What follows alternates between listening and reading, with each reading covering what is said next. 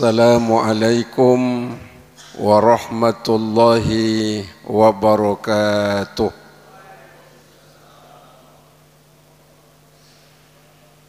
Innal hamdalillah nahmaduhu wa nasta'inuhu wa nastaghfiruh wa na'udzu billahi min shururi anfusina wa sayyiati a'malina. May yahdihillahu fala mudilla lahu wa may yudlilhu fala hadiyalah.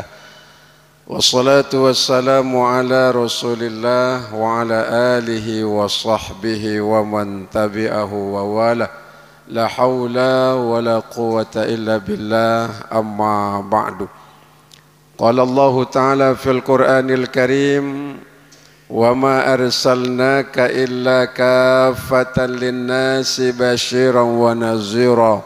Shadaqallahul azim.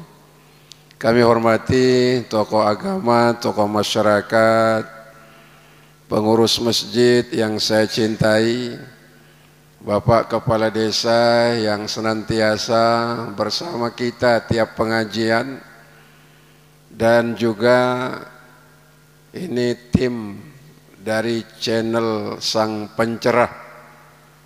Bapak-bapak, ibu-ibu, mudah-mudahan channel ini menjadi wasilah untuk menyebar kebaikan, menyebar ketaatan yang tidak hanya berpahala untuk kita yang hadir, maka yang sedang merekamnya pun juga insya Allah besar dan banyak pahalanya. Amin. Kita doakan channel ini makin banyak followernya, makin banyak yang subscribe, like and share. Kalau makin banyak insya Allah makin banyak uangnya. Kalau makin banyak uangnya insya Allah kan bisa digunakan untuk menolong anak-anak yatim. Bapak Ibu yang dirahmati Allah, kita sudah masuk bulan Rabiul Awal. Kata orang Melayu, kita ini numpang tuah, numpang mulia kepada manusia paling mulia. Siapa manusia paling mulia? Bukan raja, bukan orang kaya, bukan orang alim. Yang paling mulia itu Rasul Muhammad sallallahu alaihi wasallam. Langit dan bumi ini diciptakan oleh Allah, tujuannya satu, sebagai bagian dari tanda memuliakan Rasul Muhammad sallallahu alaihi wasallam. Kalau Bapak malam hari menyaksikan cahaya bulan, ada bintang ke bintang, siang hari menyaksikan bagaimana sinar matahari yang sangat terik, malam hari kita masuk rumah, masuk masjid, ada lampu-lampu yang menghiasi. Bahkan lampu yang sedang menyorot wajah saya ini, itu bagian kecil dari cahaya Rasul Muhammad sallallahu alaihi wasallam. Kita meyakininya dengan nur ala nur, cahaya di atas cahaya. Begitulah kemuliaan Rasulullah Muhammad sallallahu alaihi wasallam yang dihadirkan bukan untuk satu golongan saja, bukan untuk satu kelompok saja, bukan untuk satu kaum saja. Kalau Nabi sebelum Rasulullah diutus oleh Allah untuk satu kaum saja, kaum Ad, kaum Samud. Nabi Allah Nuh alaihi salam diutus oleh Allah untuk kaumnya saja. Nabi Allah Ibrahim diutus untuk umatnya saja. Nabi Allah Isa diutus ya untuk golongan dan kelompoknya saja. Adapun baginda Rasul Muhammad sallallahu alaihi wasallam diutus oleh Allah sebagaimana Allah jelaskan, wa ma arsalnaka illa rahmatan lil alamin. Alamin maknanya langit, bumi, sorga, neraka, jin, malaikat, manusia maupun makhluk Allah yang kita tidak tahu, yang kita tidak lihat. Itulah makna alamin. diutus untuk semua alam, alam jin, alam malaikat, alam manusia, alam apalagi, alam rahim, alam kehidupan gaib maupun kehidupan nyata. Itulah Rasul Muhammad sallallahu alaihi wasallam. Beliau lahir pada bulan Rabiul Awal. Pada saat kelahirannya ditandai dengan satu gerakan, satu golongan orang-orang kafir yang ingin menghancurkan Ka'bah. Seorang raja yang kafir beserta seluruh bala tentaranya, karena kedengkiannya melihat Makkah saat itu makin ramai dengan orang yang bertransaksi, berniaga, berbisnis, berusaha, makin ramai. Akhirnya dia merasa cemburu dan iri hati, maka dia atur strategi berangkat menuju Makkah dalam rangka menghancurkan Ka'bah. Lalu dia bikin Ka'bah tandingan di Yaman saat itu, supaya masyarakat pindah melaksanakan tawaf dan ibadah maupun juga transaksi dalam perkara dunia. Pada saat itulah baginda Rasul Muhammad sallallahu alaihi wasallam lahir ke dunia. Sebelum Ka'bah dihancurkan, tentara Abrahah yang rata-rata menggunakan kendaraan gajah, saat itu mereka kekurangan apa? Bukan kekurangan logistik, bukan kekurangan bala tentara, tapi dia mengambil onta-onta yang dimiliki oleh kakek Nabi Abdul Muttalib saat itu. Karena salah satu orang yang paling kaya itu Abdul Muttalib. Hampir ratusan ekor onta dirampas oleh kafir ini, lalu digunakan alat untuk menghancurkan Ka'bah. Begitu beliau tahu ontanya diambil, Abdul Muttalib berkata, Abrahah, saya berkeberatan kalau onta saya kalian ambil, kalian rampas, ini hak saya, kembalikan onta saya. Abrahah bilang, kamu tahu enggak tujuanku kemari? Saya tahu.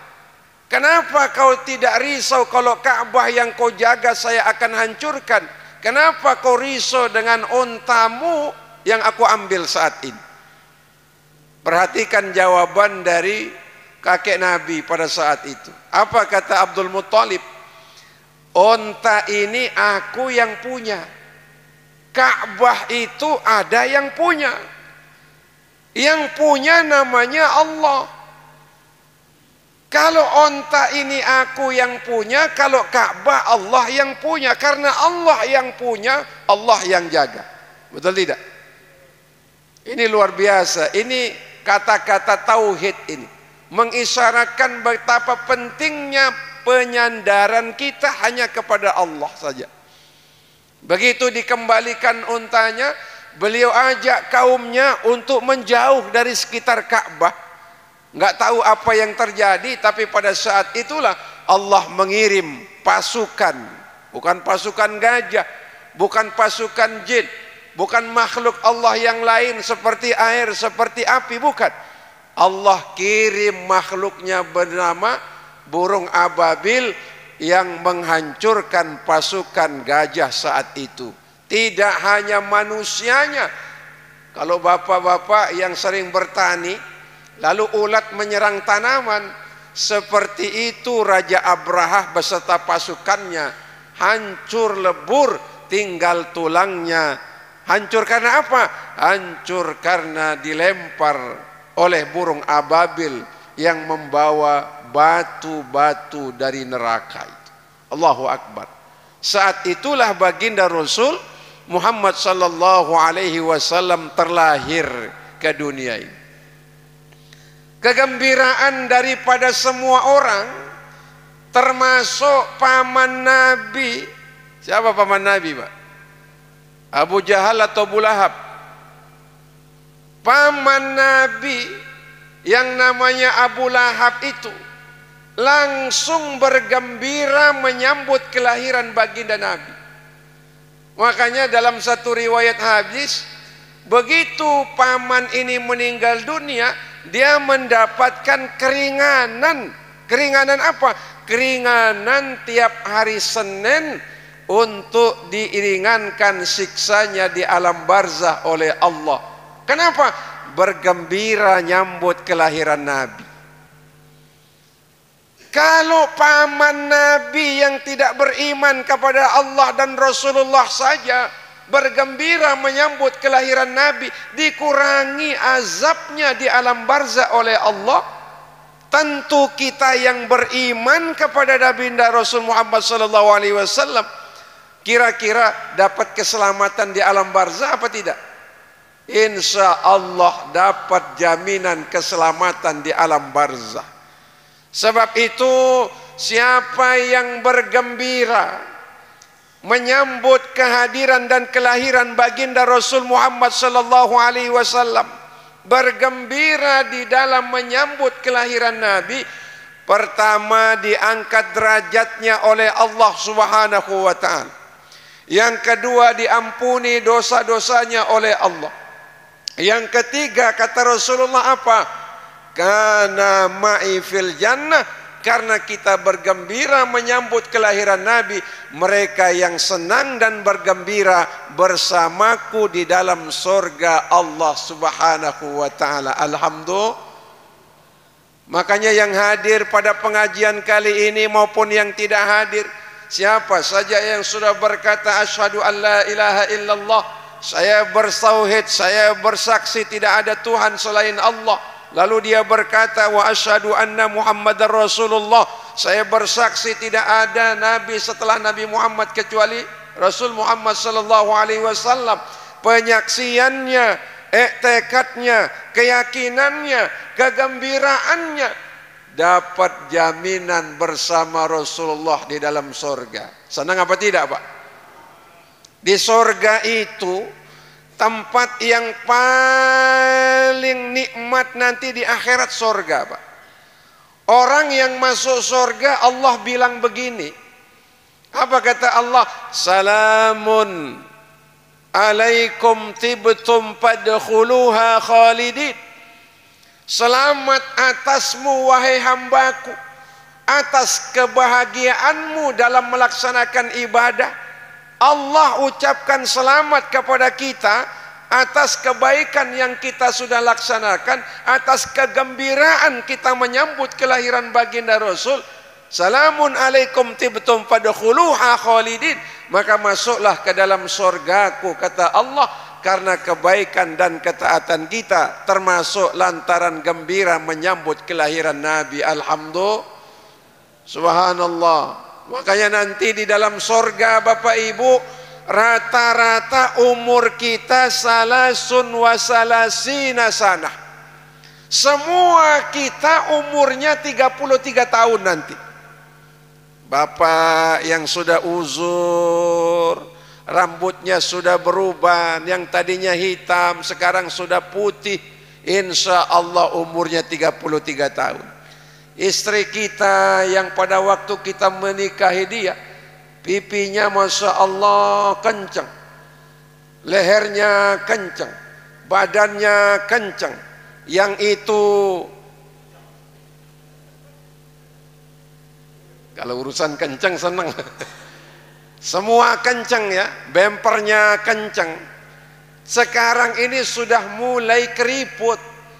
Udah pipi keriput, leher keriput, kulit keriput. Sudah giginya permisi satu persatu. Depan belakang yang dulunya kencang mulai kendor. Nggak apa-apa Pak ya. Nanti ibu-ibu berubah kata Nabi menjadi perempuan yang usianya 33 tahun. Mana coba yang umurnya 33 tahun tuh? Subhanallah. Dan semua kita nanti kata Rasul Muhammad sallallahu alaihi wasallam, seluruh makanan yang kita makan menjadi keringat. Keringat kita ini mengeluarkan bau harum yang lebih harum daripada minyak ja'faron namanya. Kasturi haram, minyak ja'faron itu lebih harum. Coba bayangkan itu. Beda di dunia kan? Kalau kita berkeringat di dunia ini harum atau bau Pak? Perempuan bagaimanapun cantiknya, Sehari dia berkeringat, apalagi nggak mandi. Subhanallah, bisa bikin kita pingsan kalau dekat dengan dirinya. Itu di dunia, Pak ya. Nanti di akhirat, di alam barzah, di dalam sorga itu, kata Rasulullah, makanan yang kita makan, maaf tidak akan menjadi kotoran, tidak akan menjadi najis, tapi menjadi keringat, dan keringat kita mengeluarkan bau yang sangat harum. Alhamdulillah. Maka biarkan istri kita uzur, nggak apa-apa. Biarkan penampilannya nggak menarik, nggak apa-apa. Biarkan dia juga sudah mulai keriput, nggak apa-apa. Biarkan dia juga mungkin penampilannya tidak begitu menyenangkan, ya nggak apa-apa. Walaupun bau badannya nggak apa-apa, Pak. Nanti di akhirat dia akan berubah. Kalau di dunia seperti ini, lalu di akhirat nanti sama dengan dia, kira-kira mau nggak, Pak? Istri di dunia akan menjadi istri di akhirat, mau nggak, Pak? Yang benar. Yang potongannya hidungnya pesek, rambutnya hitam, kulitnya hitam, mau nggak, Pak, seperti itu? Kalau ibu-ibu gimana, Bu? Mau nggak dengan penampilan suami hari ini seperti ini? Mau? Oh, nggak mau juga ya. Tapi insya Allah semuanya dengan izin Allah akan berubah, tidak hanya 185 derajat, tapi sesungguhnya kita akan berubah, wajah berubah, penampilan berubah. Kalau suami, Bu, maaf, pada waktu menikah umur 25 tahun, 30 tahun, Masya Allah, bisa berkali-kali melayani istri. Sekarang baru nempel sudah keluar, kata orang, maaf, nggak apa-apa kalau diuzur di dunia, Bu ya. Tapi insya Allah dia akan perkasa, akan perjaka nanti di akhirat. Bahkan perempuan di akhirat, di sorga itu, kata Allah apa? Azwajun mutahharatun. Perempuan suci. Suci maknanya tidak pernah tidak pernah mencret, karena makan makanan yang mungkin seperti kita di dunia, sambal pedas. Nggak pernah ngalami itu nanti di sana. Lalu kata Allah apa? Kata tafsiran hadis ayat ini, perempuan itu betul-betul suci, nggak pernah disentuh oleh jin, nggak pernah disentuh oleh malaikat. Jadi makin dipakai makin perawan dia, Pak. Kalau berdasarkan tafsir daripada ayat ini, itu makna azwajun mutahharatun, wanita-wanita yang suci, belum pernah disentuh oleh jin, belum pernah dinikahi oleh malaikat, belum pernah dipakai oleh siapa saja. Dia build up seperti kendaraan yang masih baru keluar dari pabriknya, Pak. Makin dipakai makin perawan. Senang apa enggak, Pak? Senang. Di dunia ini Masya Allah, enggak usah dibahas, enggak bagus ya. Bapak Ibu jamaah yang dirahmati oleh Allah, kelahiran baginda Rasul Muhammad SAW, apa tugas pokoknya? Tadi dalam ayat yang saya baca, basyiran wa nazira. Basyir memberikan kabar gembira. Kabar gembira apa? Wa jannatin arduhas samawati wal ardu, kata Allah. Surga Allah seluas langit, seluas bumi.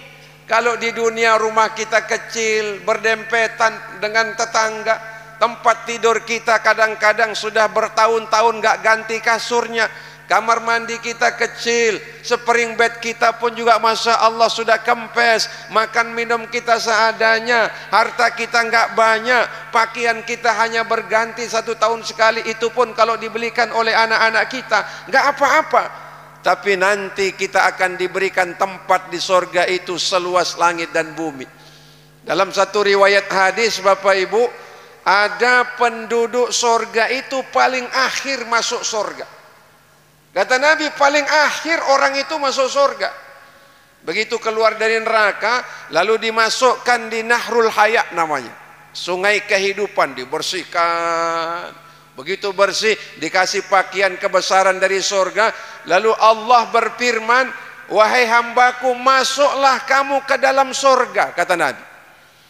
Begitu seumat Nabi dan hamba Allah yang paling akhir masuk sorga ini, makin mendekat makin bingung, makin dekat makin bingung. Kenapa?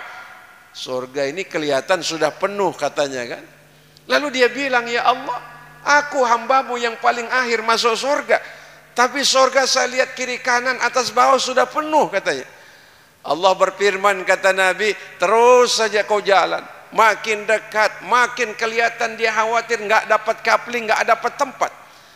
Ternyata kata baginda Nabi, hamba yang paling akhir masuk surga ini, surganya lebih luas daripada langit, daripada bumi Allah itu.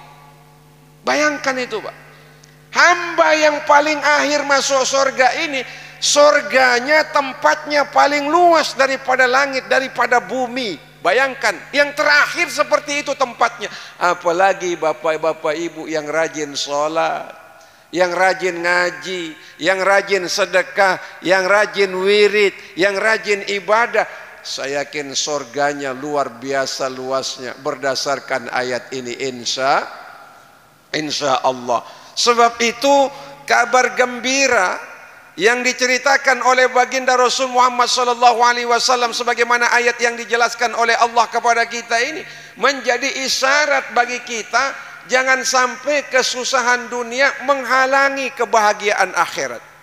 Jangan sampai musibah dunia menghalangi persiapan kita untuk menuju kehidupan yang penuh dengan kenikmatan yang tidak ada duanya, tidak ada tandingnya, tidak ada tidak ada perbedaan, maaf tandingannya di dunia ini. Sesungguhnya semua itu, kata Allah, uiddat lil muttaqin, kusediakan bagi hamba-hambaku yang bertakwa, yang beriman, yang beramal soleh, yang hidupnya dalam kebaikan dan ketaatan kepada Allah. Alhamdulillah, subhanallah. Tadi selesai wudhu saya masuk, tuh bapak jabat tangan. Begitu jabat tangan saya dikasih amplop ini. Subhanallah, amplopnya sama isinya Pak. Nikmat rupanya ya. Ngaji, datang kemari, nggak berharap amplop, dikasih amplop. Mudah-mudahan yang ngasih amplop sehat, selamat panjang umur. Yang nggak ngasih juga sehat, selamat panjang umur. Jangan, ini maaf pengurus masjid, jangan yang hanya beramal saja didoakan. Ada di beberapa masjid nih, mohon maaf nggak perlu dicontoh.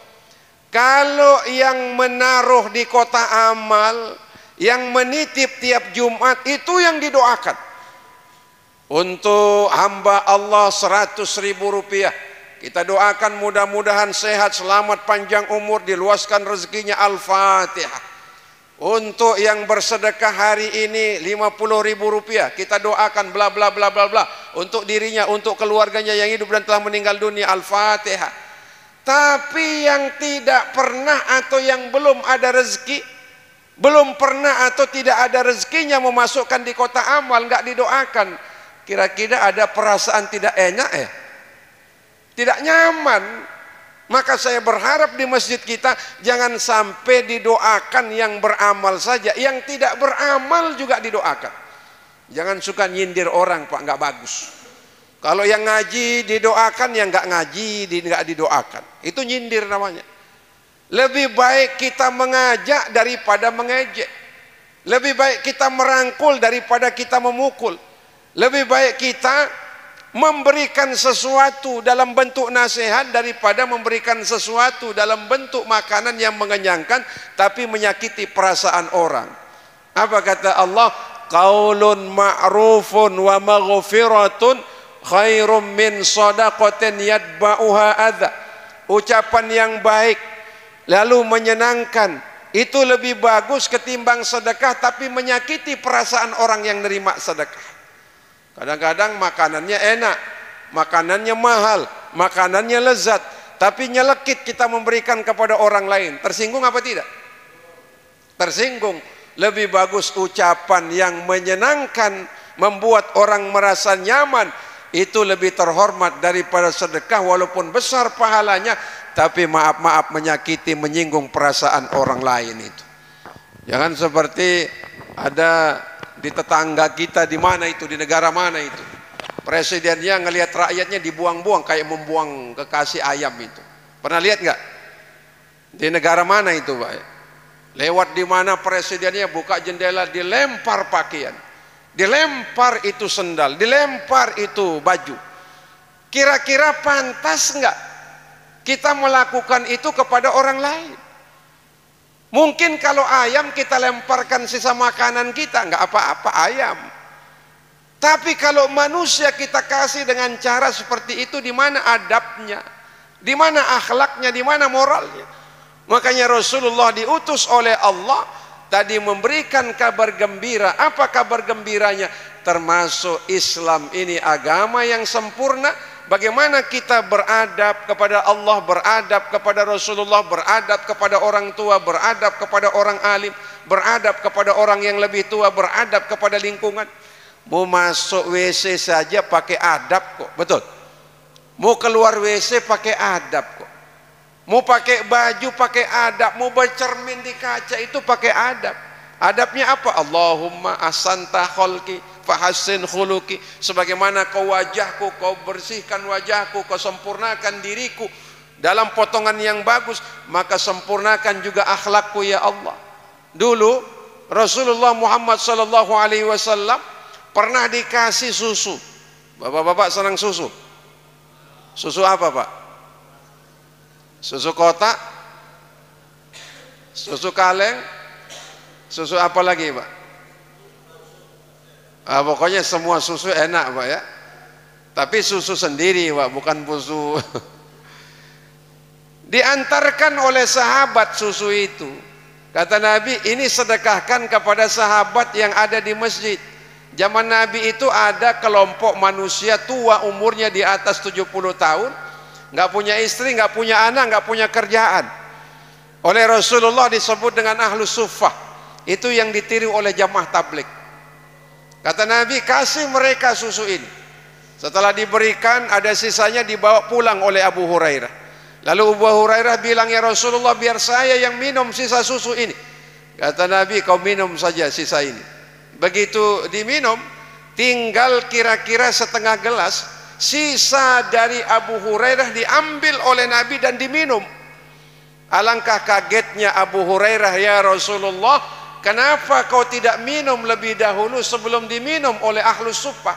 Sebelum saya minum juga, kenapa tidak lebih awal kau yang minum? Kata Nabi, salah satu akhlak adab paling tinggi dalam Islam namanya al-isar. Apa al-isar? Mendahulukan yang lebih tua dalam segala urusan, kecuali dalam urusan sholat berjamaah, Pak. Kalau di depan kita ada yang kosong, nggak perlu nawari, Pak yang lebih tua di depan, nggak. Siapa saja yang ada silahkan diisi supaya lengkap, supaya rapi sholat berjamaahnya.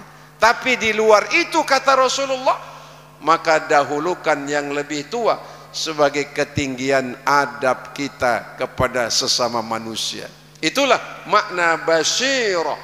Basyirah artinya adalah gembira kita ketika kehadiran Nabi terlahir ke dunia ini. Karena semua orang yang beriman kepada Allah, beriman kepada Rasulullah, dijamin masuk surga. Makanya kata Rasulullah dalam hadis yang lain apa? Apa kata Nabi? Man ahabbani kana ma'i fil jannah. Siapa yang mencintaiku, dia bersamaku di dalam surga. Bagaimana cara kita mencintai Nabi? Ada yang mencintai Nabi meniru jenggotnya. Pakai jenggot di sini, Pak ya. Makanya jangan dicela kalau yang pakai jenggot itu. Kalau nggak pakai jenggot juga nggak apa-apa. Ada orang cinta kepada Nabi, dia meniru cara pakai bajunya Nabi, kayak pakai jubah, kayak saya ini pakai jubah. Itu meniru Nabi. Ada yang meniru Nabi pakai sorban. Sorban Nabi itu dililit di kepala, Pak. Itu namanya imamah. Kenapa Nabi suka melilit sorbannya di kepala? Pertama, di Mekah Madinah sampai hari ini panasnya luar biasa. Makanya Nabi melilit sorbannya. Kedua, Nabi rambutnya panjang. Kalau ngelihat ada ustadz, ada kiai gondrong, dia meniru Nabi, Pak. Rasulullah itu sampai sebahu rambutnya. Jangan lalu dicela, ini Tuan Guru nggak benar rambutnya panjang. Jangan dicela, dia meniru Nabi itu. Satu kebaikan yang diamalkan oleh Nabi lalu kita tiru selaku umatnya, seolah-olah kita menghidupkan seluruh sunnah-sunnahnya. Satu sunnahnya sama dengan meniru semua sunnahnya kata Nabi, apalagi banyak sunnahnya. Apalagi sunnah Nabi, Nabi itu menikah. Selama di Mekah Nabi istrinya satu, Pak. Begitu hijrah dari Mekah menuju Madinah, istrinya berapa, Pak? Terhitung sampai 12. Kalau bapak-bapak berapa, Pak? Ada tuan guru ngomong begini, tapi jangan ditiru ya. Kalau punya istri 2, amen katanya. Punya istri 3, gentleman katanya. Punya istri 4, superman. Lalu ditanya sama jemaah, kalau satu tuan guru, cemen katanya. Ini yang hadirnya cemen semua ini. Mohon maaf. Nabi itu menikah. Maka kalau ingin sehat, nikah lagi, Pak. Ini kata Nabi, bukan kata saya. Mohon maaf ibu-ibu, jangan tersinggung. Besok lagi nggak mau diundang lagi saya ngaji. Saya pernah ceramah di Tanjung Luar bulan Maulid beberapa waktu yang lalu. Sama kepala desanya bilang, tuan guru, coba ceritakan kita sunnah Nabi yang berkait dengan urusan poligami, nikahnya beliau.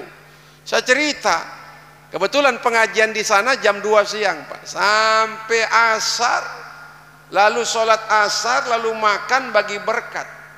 Saya pulang, baru 15 menit kades nelpon, tuan guru, alhamdulillah semua jamaah puas, semua tahu caranya berpoligami.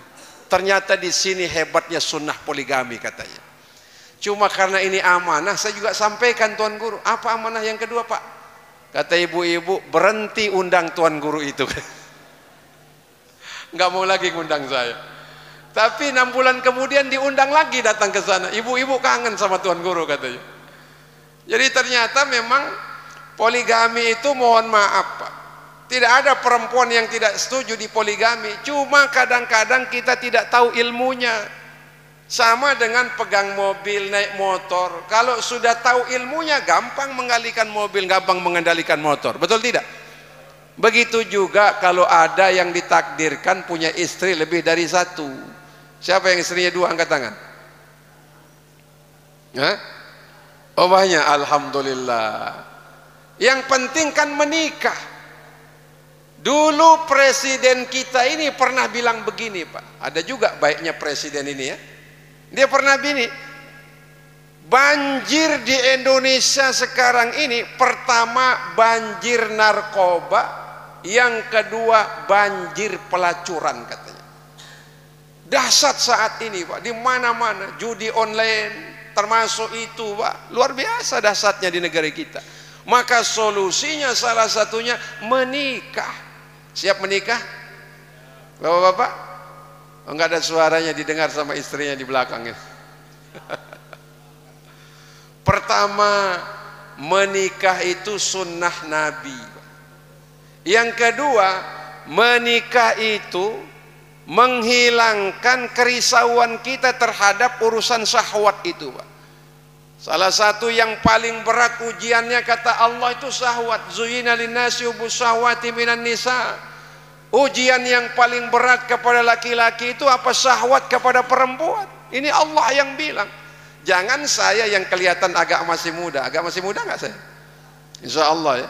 Ini yang umurnya ini, no, umurnya 70, 80 tuh. Kalau ditanya itu, masya Allah sehat. Ada tuan guru, maaf di Jerowaru. Mudah-mudahan beliau masih sehat, panjang umur ya. Satu ketika saya undang beliau. Waktu itu belum ada pondok. Ada direktur utama dari Biro Travel Haji dan Umroh. Begitu datang, saya kira laki-laki, ternyata perempuan, Pak. Masih umurnya di bawah 41 tahun. Cantik, kuning langsat. Allahu Akbar. Tuan guru dari Jerowaru ini usianya hampir 80 tahun. Dia bilang marah-marah di mobil itu, tuan guru di mana rumah ente kok jauh sekali Mamben itu?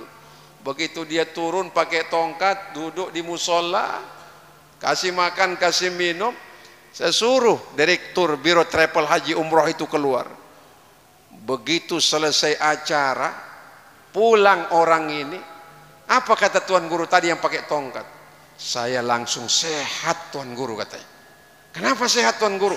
Kalau istri kita macam itu bisa 100 tahun umur saya katanya. Allahu Akbar. Jadi ternyata itu bikin sehat.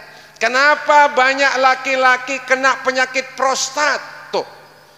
Karena maaf kata dokter, tiap hari kita memproduksi yang namanya semen. Bukan semen untuk membangun masjid, bangun rumah, bangun madrasah. Semen itu maaf beribu maaf, air mani yang kita produksi kalau tidak disalurkan tiap saat, itu yang menyebabkan prostat, Pak. Makanya salah satu ibadah yang besar pahalanya di rumah itu melakukan hubungan suami istri. Coba bayangkan kata Allah, nisaukum harsul lakum fa'tu harsakum anna syi'tum. Istri-istrimu kata Allah ibarat sawah ladang bagimu. Cangkul sawah ladangmu, mu sambil joget, mu sambil maju, mu sambil mundur. Pasita kata Allah, terserah kamu. Itu bagian dari kenikmatan duniawi. Subhanallah. Nikmat apa tidak, Pak?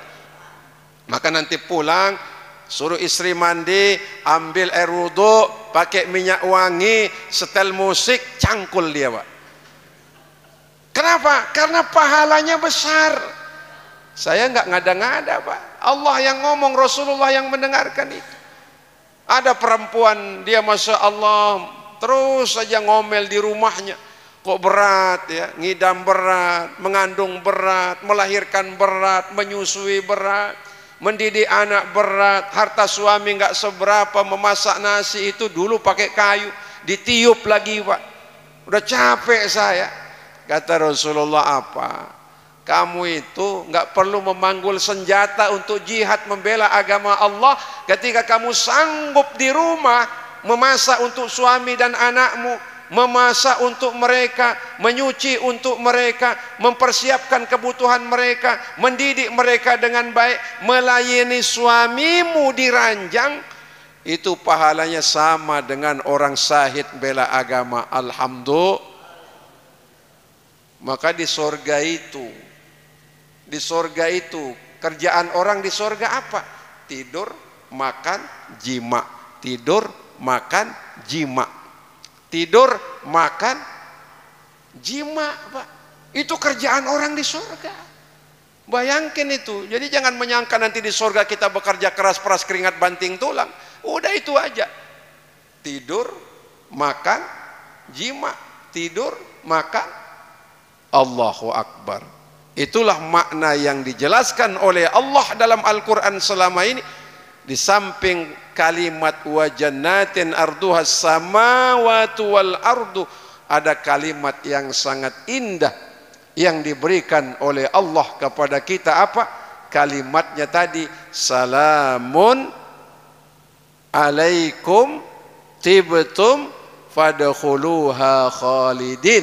Selamatlah kalian tibtum atas kebaikan-kebaikan kalian, fadkhuluha khalidin, maka masuklah ke dalam surgaku dalam keadaan selamat. Mumpung datang bulan Rabiul Awal, marilah kita nampakkan kegembiraan kita menyambut kehadiran Rasulullah, kelahirannya, dengan berbagai macam kegiatan yang rutin kita sudah laksanakan. Ada yang lomba azan, ada yang lomba iqamah, ada yang lomba sholat, ada yang lomba tahfiz, ada yang juga merayakan perayaan-perayaan, ngumpulkan uang dibagi kepada fakir miskin, yatim piatu, janda-janda tua. Ada yang bersedekah makanan, minuman dan lain sebagainya. Yang intinya semuanya bagian dari cara kita mencintai Rasul Muhammad sallallahu alaihi wasallam. Orang yang mencintai Nabi tidak hanya dijamin masuk surga, dijamin dapat syafaat, dijamin juga dia akan terhindar dari panasnya api neraka, insya Allah. Berbahagialah kita yang ditakdirkan oleh Allah menjadi pengikut manusia terbaik, yang manusia terbaik belum pernah kita lihat wajahnya, belum pernah kita dengar suaranya, tapi kita bagian dari umatnya yang Nabi selalu berkata Rafiqo, Rafiqo, Rafiqo. Siapa Rafiqo itu ya Rasulullah? Kata istrinya Siti Aisyah, Rafiqo itu pertama minan nabiyyin, dari golongan nabi dan rasul, wasiddiqin, orang-orang yang tidak ada keraguan dalam hatinya tentang Islam, wasyuhada, orang-orang yang mati syahid membela agama Allah, wassalihin, dan laki perempuan yang melakukan kebaikan dan ketaatan kepada Allah, wa hasuna ulaika rafiqa. Itulah sebaik-baik golongan teman hidup di dunia, teman hidup di dalam surga insya Allah. Maka yang hadir ini hamba-hamba Allah, pengikut Rasul Muhammad sallallahu alaihi wasallam, yang insya Allah kita bersamanya di dalam surga insya Allah. Rasa-rasanya memang waktu ini terlalu cepat berlalu, tidak terasa jam menunjukkan sudah pukul sekian. Mudah-mudahan hari ini, malam hari ini menjadi tambahan amal, tambahan kebaikan, tambahan pahala. Dan insya Allah besok malam ini saya mengundang daripada jamaah, besok malam kita kedatangan tamu dari Yaman. Yaman ini satu tempat yang sangat dicintai oleh Nabi. Dulu ada sahabat Nabi namanya Muaz bin Jabal, diutus oleh Nabi ke Yaman untuk mendakwahkan Islam. Di situ juga ada zuriat keturunan Rasulullah, makanya disebut dengan Habib. Kalau satu Habib namanya. Kalau dua Habibani. Kalau banyak apa? Kalau banyak apa? Habaib. Kalau banyak Habaib namanya. Kalau satu Habib, kalau dua Habibani. Kalau banyak Habaib. Habaib ini dari kata-kata hub, orang yang tercinta, orang yang dicintai. Keturunan Nabi yang kita cintai, tidak hanya Rasulullah kita cintai, keturunannya kita cintai. Yang hadir ini namanya Al-Habib Muhammad bin Ali As-Satiri. Beliau salah satu pengasuh dari salah satu madrasah besar di Hadramaut, Yaman. Maka saya mengundang kepada jamaah, mudah-mudahan besok ada kesempatan, ada kelapangan, kita bersama-sama mendengarkan nasihatnya, pengajiannya. Karena dia tumben datang ke Indonesia dan berkesempatan bersilaturahim di pondok pesantren Al-Aqsa. Sholat maghrib berjamaah sampai sholat isya, Pak ya. Kita minta dengarin nanti di samping tausiahnya, kita minta doanya. Karena beliau keturunan Nabi, keturunan Rasulullah, insya Allah mustajabah doanya. Mudah-mudahan Allah ridho. Terima kasih, mohon maaf lahir batin. Nasrun minallah wa fathun qarib. Assalamualaikum warahmatullahi wabarakatuh.